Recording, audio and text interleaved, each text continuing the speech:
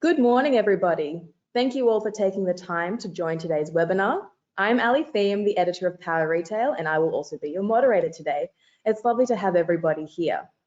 In this webinar, we will be joined by eStar and StarShipIt, where we will learn all about the game-changing fulfillment and shipping solutions that fueled luxury department store Harrods' online growth.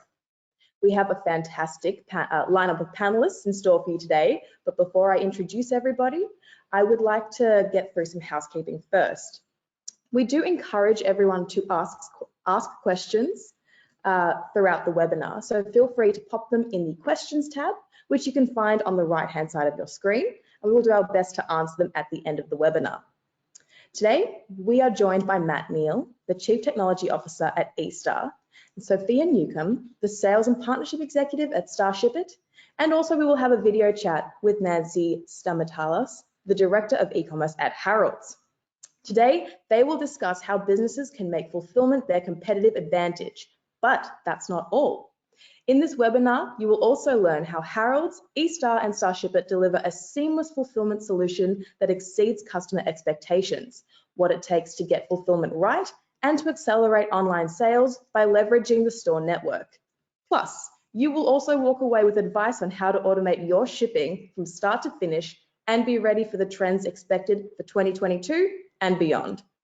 But that's enough from me. I will now hand it over to Matt. So please, Matt, take it away. Hi everyone, thanks for joining us today. Look, just a quick couple of things. Ali's given me a great introduction there, but a wee bit about eStar. The mission statement, once you get through it, there's a bit of a mouthful: to build and deliver the world's best commerce solutions, powering client success.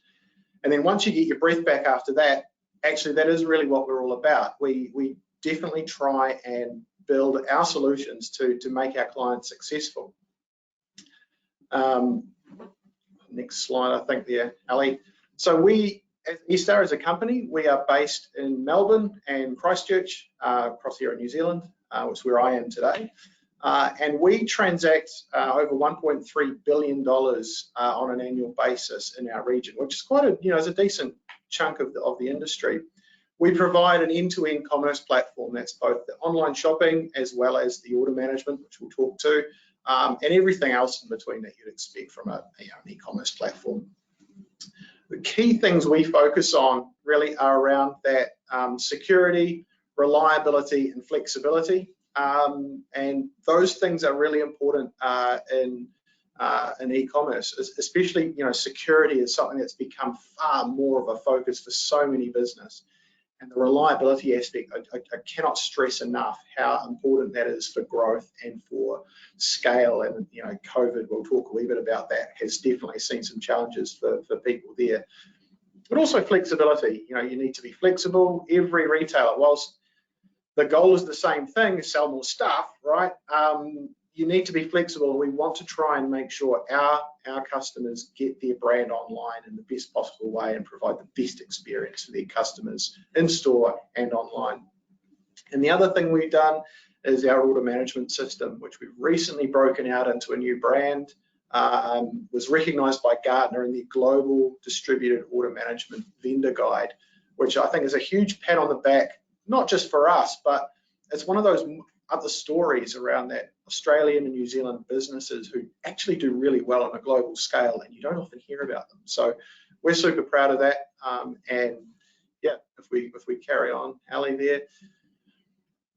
So our products, just very quickly rip through them. Of course, our e-commerce platform, as I said, end-to-end e-commerce, but also our in-profile fraud management and analytics. You don't want those fraudsters sneaking through, so we've got a tool for that. And our order management system, which is now becoming a product called VRA, which is dedicated to those really complex and distributed order management scenarios, and we'll talk about that. And all of our customers are using that OMS. So a bit more about what we're talking about today. Oh, sorry, our clients. Of course, we would go there without clients, probably nowhere.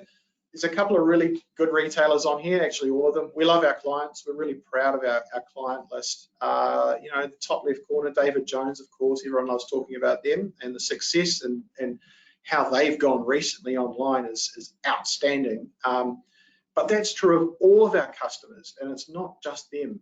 And if you look across the board here, these brands are really well-known brands, and you will recognize them as being leaders in retail. There's a reason for that. There's a reason why these guys come to us. And I think on the next slide, we talk a wee bit about what that is. And really for us, we truly focus on our clients being successful. We believe that if our clients are successful, we'll be successful as a result. And I think that's really, really good.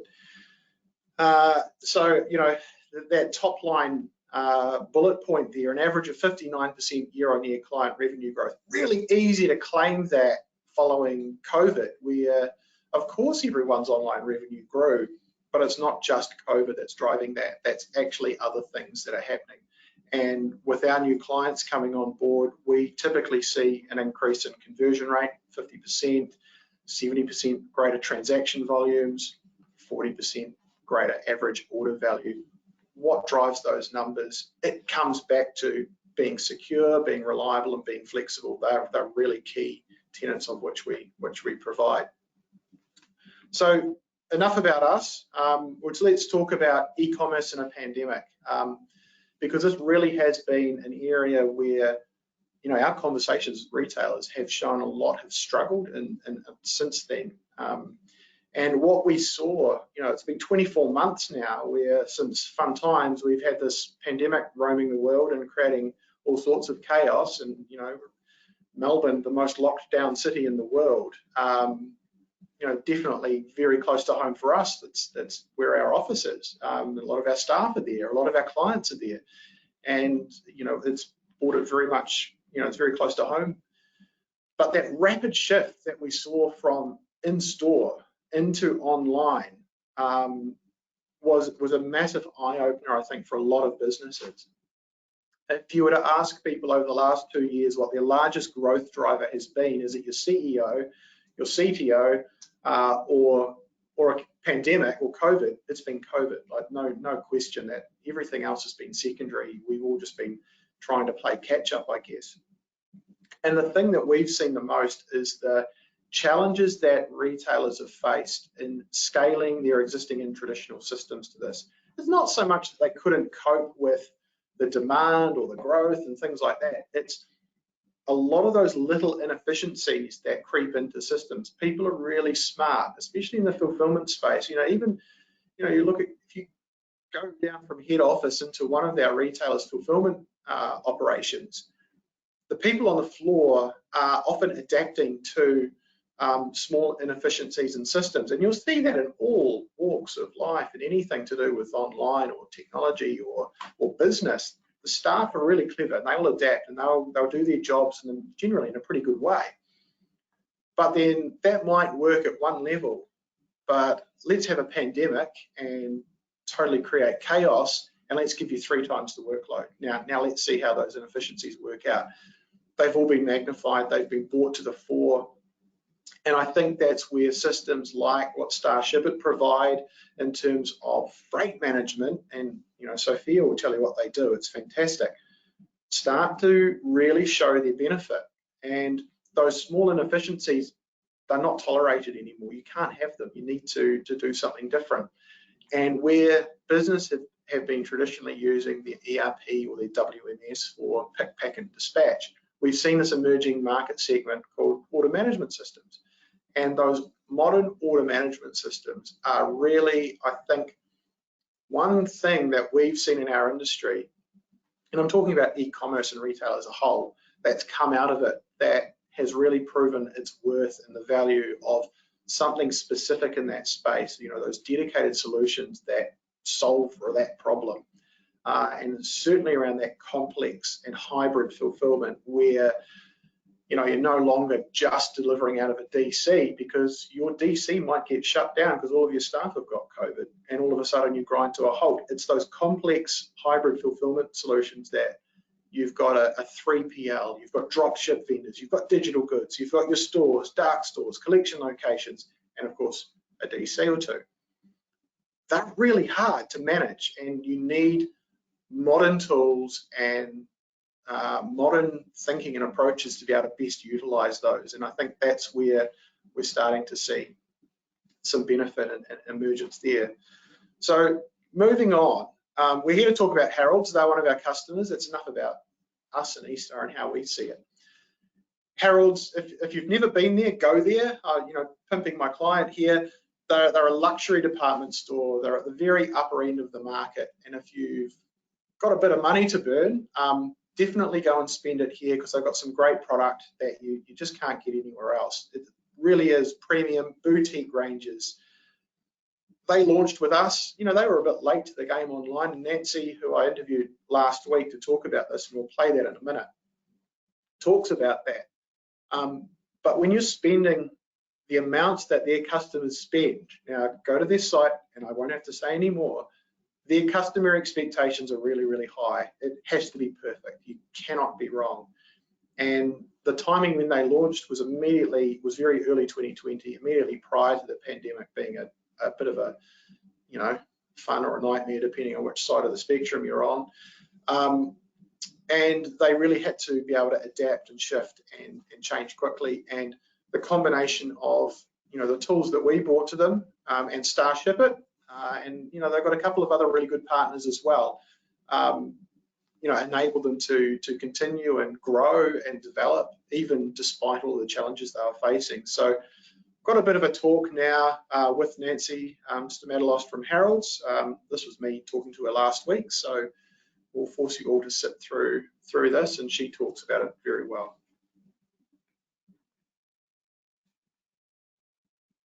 Hi Nancy, welcome.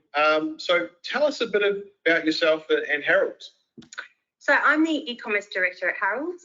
I have 18 years experience in retail apparel and stationery businesses, including the Just Group. I've worked across all areas of e-commerce, including merchandising, trading, photography, customer service and warehouse fulfilment.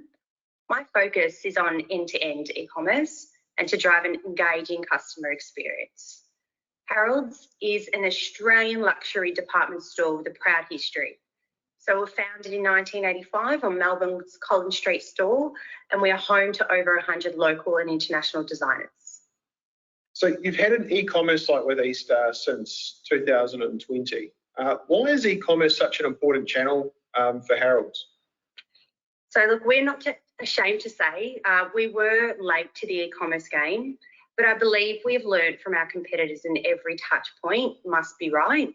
Our main objectives were to build brand awareness, capture a new audience locally and internationally, and drive footfall into our stores, but also to give the online client the same in-store VIP experience digitally.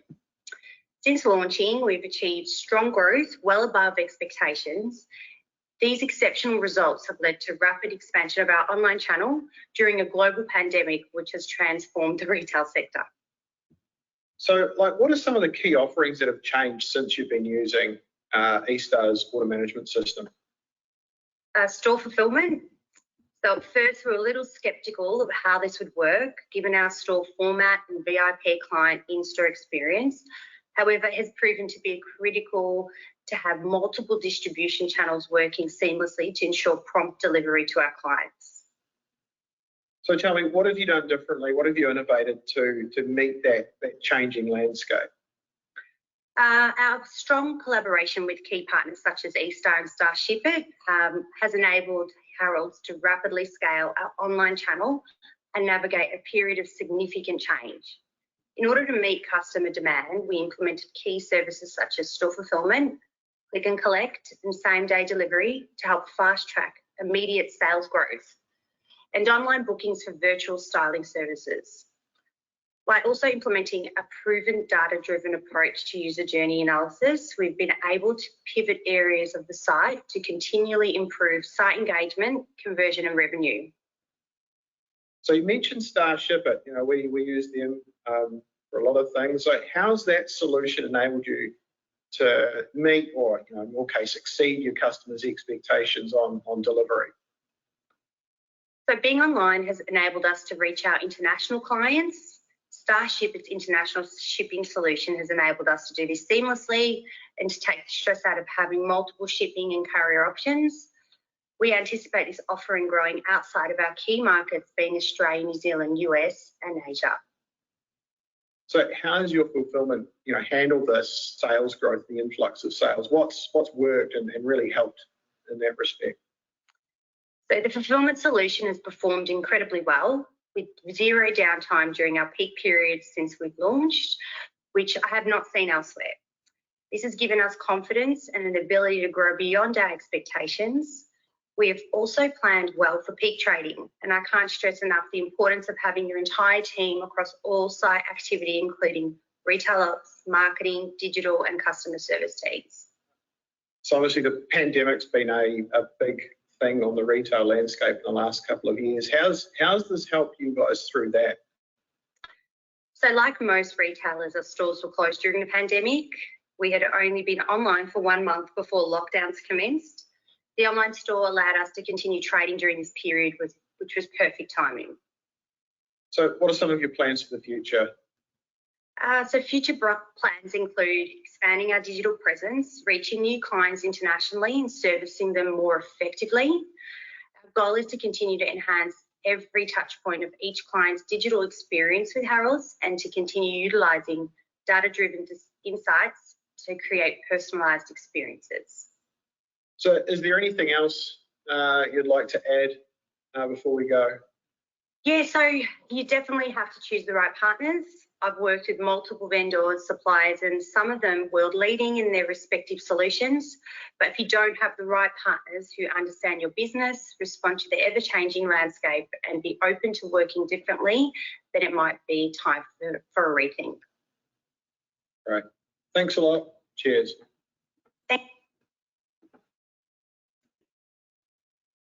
That was fantastic. Thank you very much, Matt. You're a fantastic moderator and interviewer. Maybe you're going to take my job soon. Oh, no, you can keep it. I'll just turn up and talk and say words and things. So yeah, good to see some really good questions coming through. I think we get to talk to those towards the end. So Absolutely. yeah, thank you. Fantastic. And now we're going to throw it over to Sophia as well, who's going to discuss some things on the Starship side. So please take it away. Awesome. Thanks, Ali and Matt, and thanks to Nancy from last week as well. Really great to hear a bit more about Harrods' online journey. And I completely agree with what Nancy said before. It's so important to have partners who can support you through the entire process. I think priorities in the online space, they're changing so quickly. So we're really lucky to partner with the likes of eStar, who we can work with in collaboration with the retailers like Harrods to unlock some of these priorities. So onto the presentation. I'm excited to take you through this. I'll run through it pretty quickly so that we can jump into the Q&As. I can see a few good questions coming through. So like Matt said, keep them coming. So speaking of partners, seems like a pretty good place to start. So on the next slide, you can see a quick introduction of where Starship might sit in your e-commerce ecosystem. So sort of in the middle of your sales channels, so eStar and any of your existing courier accounts. So you can bring them through and apply your rates to print your shipping labels, manage your post-purchase experience, and much more, which I'll dive into. So this means that you're able to keep all of your existing business partnerships with couriers. So this includes the relationship, includes rates, pickup agreements, and more. Starship just becomes the engine to bring all of those into one place and power your shipping labels. So on the next slide, you can see a few examples of retailers that Starship works with. So as you can see, it's all types of shippers, all sizes of business, and I'm sure you can imagine lots of different shipping needs across the board. So while there are a lot of different shipping scenarios here, on the next slide, you'll see the areas that retailers generally come to us for help with. So sort of falls into one of these three buckets, being able to provide shipping options at checkout for clarity, automation with the label printing process, and increasing communication post-purchase. So in the next couple of slides, I'll dive into some of the areas that Nancy mentioned, but one of the big ones for them was actually getting set up. So when Harrods started looking at moving online, it happened to be right before what turned out to be a pretty major peak period for them, as it was for lots of retailers at the start of 2020.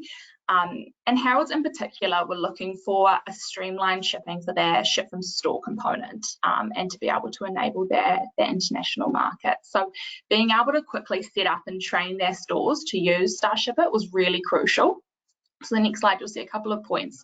By having the couriers automatically assigned based on their order conditions meant that the team didn't have to think about which courier to assign for each order. So it was really easy for them to jump in and process all of their labels at once. Having an international component doesn't always make ship from store super easy without having a shipping automation solution in place. Having the relevant documents processed automatically saves the team handling time so that they can send those international orders out the same way that they'd send out any standard domestic ones. And really crucial to all of this is the ability to get everything up and running correctly. Luckily, this is a pretty easy process, plenty of help along the way. So right from the get-go, we actually have a team on hand who can help to get all of these settings up and running and train the relevant team members. This doesn't stop when you first sign up. There's plenty of support on hand. We have a really great support team alongside resources and documentation for any questions as you're going. So this is how retailers can get up and running with very little interruption during their busy periods. So if we jump along one more on top of that, during dispatch. So during dispatch is where the smart shipping logic really comes into play.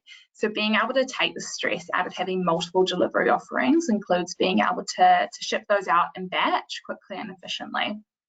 So on the next slide, you'll see one central dashboard, which means you can get a quick view to be able to process all of the orders. If you're shipping from multiple different locations, sort of like Harrods ship from store model, then you just see the orders here that are relevant for the current location. These have all been split out automatically, so printing them in bulk becomes really easy, and the international documentation is processed automatically in the background. Especially when you are looking at ship from store, international shipping can be really difficult to scale out of a central warehouse unless you have automations like this in place. So Starship It powers these through a pretty powerful rules engine, which can be used, like I said, to assign orders to locations, to select the right courier, select certain services, signature required, and even more. So the goal is to be able to mimic the decision-making process that a team might take, but remove any of the human error involved in that. Another part of the shipping process, which I'd say is pretty underrated, is post-purchase. So being able to stay in contact with customers until the order reaches their door is the key to a happy customer, and it's becoming more and more expected from customers to have that level of communication, particularly in peak periods when supply chain networks are under stress and facing delays. And as we know, these peak periods can sneak up on us pretty quickly. So customized tracking notifications means that the customer can anticipate your delivery and relate back any positive shipping experience back to your brand. So this works especially well when you're using a ship from store network, because you can be in an advantage for domestic delivery since you're shipping from the closest point to the customer and minimizing that transit time. But even with international shipping, keeping the customer informed at every step of the way just keeps them up to date and happy. An informed customer is a happy customer. Whether that's about any delays or just keeping them in the know about their parcel and keeping them excited to receive their order. So these are a few of the ways that Starship It and eStar were able to help Harrods to get up and running and shipping in the e-commerce space. And there are many other ways that we've worked together to help retailers. So if you fall into any of these buckets, we'd love to jump on a call and see how we can help you to streamline the shipping process. Or if you have any questions on what Matt and I have spoken about today, we'd be happy to help in the Q&A, or you can find my details on the next screen. Back to you, Ali. Oh, can you? Maybe not. My details after. Yes, we will share all of these details with all of the speakers today as well with our audience. So if you have any questions that we don't get time to actually ask, then you can definitely reach out individually. So I wanted to thank you guys very much for these insights, these tips and tricks. Sophia, I particularly loved the names that were mentioned throughout the screenshots that you took. There was Kim Kardashian, Homer Simpson, very funny. Yeah, I spent a bit of time putting those together. I think when you actually have to think about celebrity names, it's like really hard to have some that come to mind. No, it was very well done. I loved it. We do have quite a few questions to get through from the audience today. So I am going to jump in with the first one here. I will pass it to both of you. The retail landscape changes so fast that businesses often get whiplash, especially during events such as the pandemic. That said, what do you think fulfillment will look like within the next 5 years? So I'm going to throw this one over to Matt first. You would like to answer? Oh, okay. I think it'll be drone delivery for everything, AI. No, I'm kidding. I think it probably won't look too dissimilar to what we've got today. I think there's a lot of really good things that have been done in the last couple of years. That gig economy where you've got like Uber Eats, Sherpa, Deliveroo, all of those. There's heaps of them. Delivering things very quickly and doing it in an efficient manner. And I'm talking about energy efficiency as much as anything else. It's going to be a lot more short delivery. So I think we'll see a lot more distributed order or fulfillment networks rather than the traditional one big DC and everything goes from there. That approach is, it's still going to be around, but I think you'll see a lot more local delivery and local fulfillment options using, a huge array of providers. And it's where, I think something like Starship It is just so perfectly placed for retailers to be in the right place over the next few years to look at and take advantage of those things. Absolutely. Sophia, do you have anything that you'd like to add to that as well? Probably just mirror a bit of what Matt said. I think it is really hard to say what's going to happen within the next 5 years. Like, so much has happened in the past 2 that we wouldn't have expected. But I agree. I think we're definitely moving away from having one carrier for every single offering in the business. On demand and same day delivery are definitely becoming the norm. That's not going to go away anytime soon, that's for sure. I think that what's quite interesting right now is that many large retailers are now affording to offer these options for free, which is amazing. But I think as long as you're just offering the options that your customers are looking for and expecting, you'll be able to stay with the times as the landscape continues to change. Absolutely. So now we have a question from Bex at Air New Zealand. How are you supporting the removing of many layers that exist within the middle mile in e-commerce fulfillment? I'm not sure who would like to answer that one first. It's quite a big one. I mean, I can jump in with a little bit. I think that the middle mile is going to become more and more complex with shipping from store. So it just requires organization and being able to have ship from store networks which are fully equipped with total inventory. Ship from store is not going to work if you have inventory in one place and another and it's split out that way. Having everything even is going to be the way to actually achieve success with that area. And then just keeping everyone, when it comes to the store networks, so that they all know what they're doing as well. The middle mile becomes really confusing when no one's on the same page. Absolutely. Matt, do you have anything that you'd like to add to that? Yeah, look, I think, that middle piece of the fulfillment where you're routing orders to the best location for customers, that part of it, I think, talk to us. We've got a great solution in that space.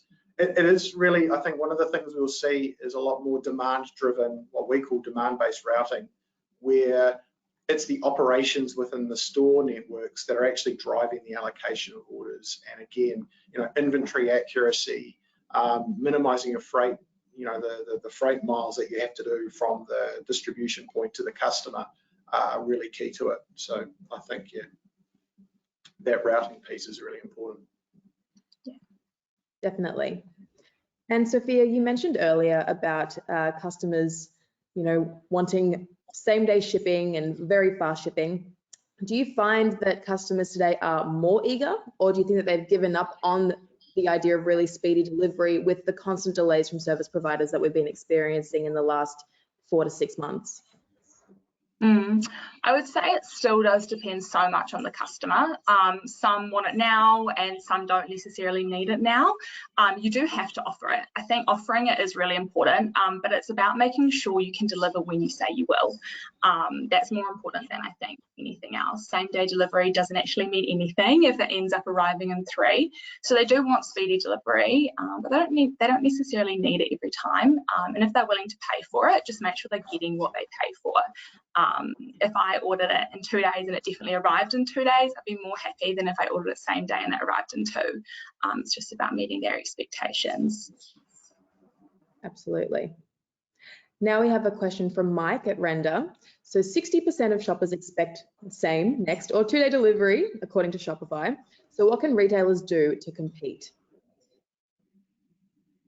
Yeah, I mean, I think getting their fulfillment right is key to that. You know, you need to be able to know, you know, like Sophia said, different customers will have different needs at different points in time for their orders, and being able to prioritize those rapid delivery orders versus the, you know, the general bucket of orders and the normal expectation. But 1 to 2 days is interesting, because with click and collect, we've seen the average time between an order arriving in store and ready for collection to a customer actually picking it up is 3 days.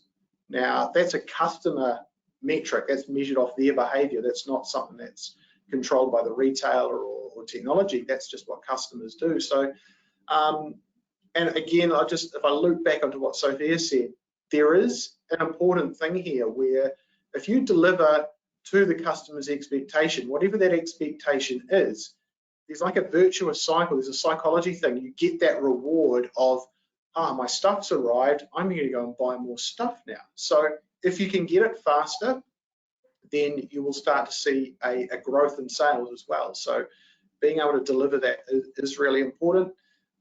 You know, and customer expectations are continuing to rise. And I think, given the geographies, certainly in this part of the world, where, you know, everything's miles away from everything else usually, that distributed local fulfillment from store is going to be the winner, because that's the only way you're going to get stuff to your customers quickly.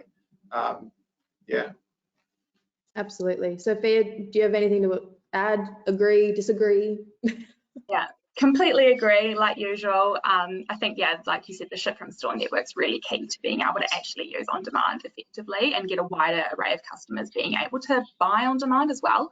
I think being able to exceed expectations is really important as well. So if you know you can ship same day, but there's been a couple of times where it shipped within 2, call it 2 days. You'll be able to surprise and delight your customers when it arrives in 1, and just make sure that you're aware of your own shipping networks and what those look like in reality. Absolutely. Couldn't agree more with that. So I wanted to just throw one out there. Are there any fulfillment, shipping, delivery innovations that have triggered your interest of late? Yeah, I mean, something that it's a bit of a research project, but it really is some of those mixed reality devices that we're starting to see. You know, years ago there was Google Glass when they brought that out, and no one really used it. But it's not like it's gone away. I think there's, you know, definitely a market in the fulfillment space, certainly within that fulfillment operation, for augmented reality to be used within those scenarios to help you find product more quickly, whether it's on a shop floor, whether it's in a DC. And I think it's really neat. It's fun. It's tech, right? It's cool. But actually, it's a really good application of that technology. It's not gimmicky. It's actually useful to know exactly where your product is and what the fastest way to get to it, to pick it and then ship it for the customer. That's been a sort of a interest of mine that I've seen. Sophia? Yeah, that sounds really interesting. Mine is just the day that a drone delivers my parcel. That's when I know I'm in the future. I think that the drone thing, it does lend to the moving expectation again of customers just wanting what they want, when they want it, how they want it, and that's going to keep happening. Yeah, definitely. I wait for the day where I see hundreds of drones in the sky outside my balcony. So let's bring it on. So we have a question from Robin at Works of Art. Can you collect goods from any address in Australia, which is where her customers are, and ship to any other address in Australia? So to me, that sounds like a question for a courier directly. So the handy thing about being able to use something like eStar and StarShip is that it does power your relationships directly with the couriers. So a lot of these things that you negotiate around address pickups, where they can deliver to, SLAs around that, you still hold those relationships directly. So you don't lose that as you might if you're using something like a brokered platform, which would provide those relationships for you.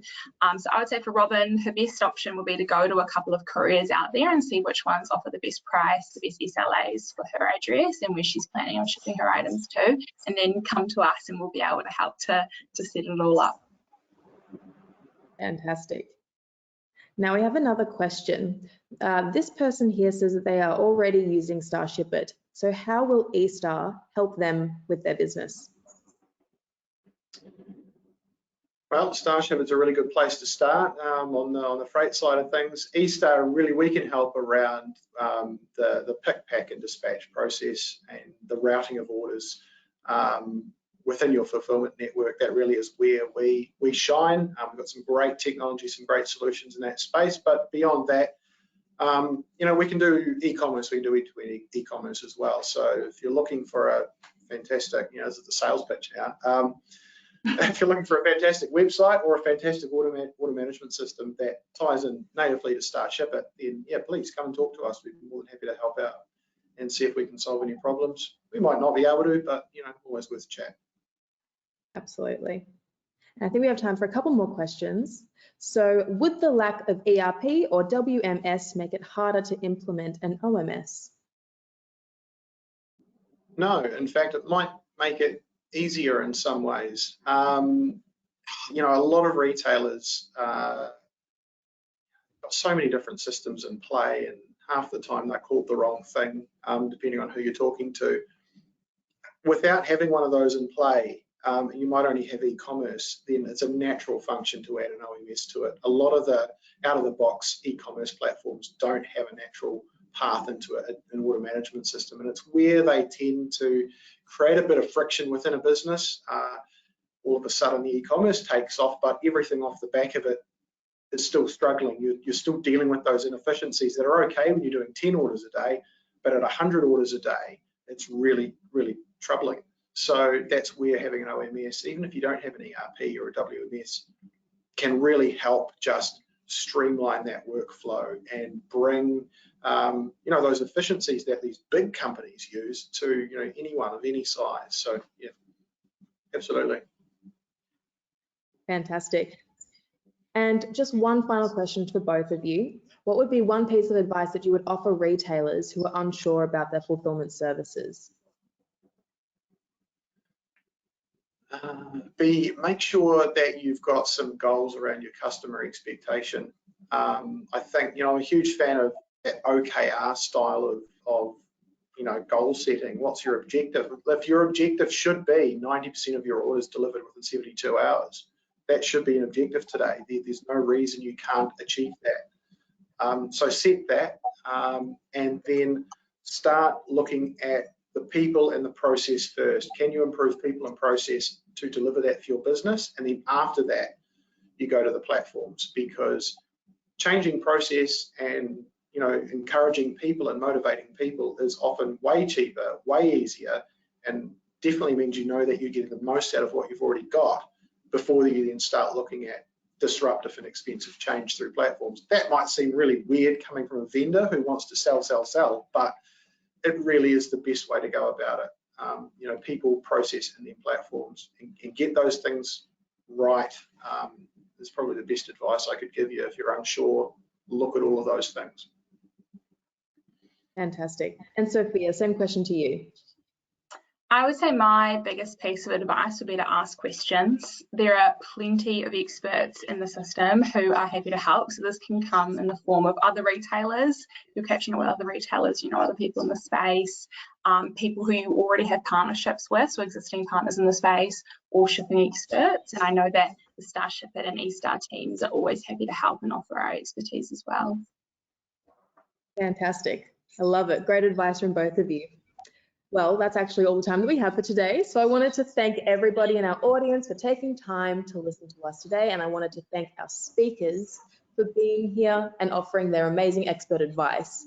If we didn't get time to answer your questions today, please feel free to reach out to the speakers. We will provide all of the contact details there. And once again, thank you everyone for joining. Thanks to Matt, Sophia, and to Nancy for their time. And we'll see you at the next webinar. Thanks, guys. Thanks, guys. Bye-bye.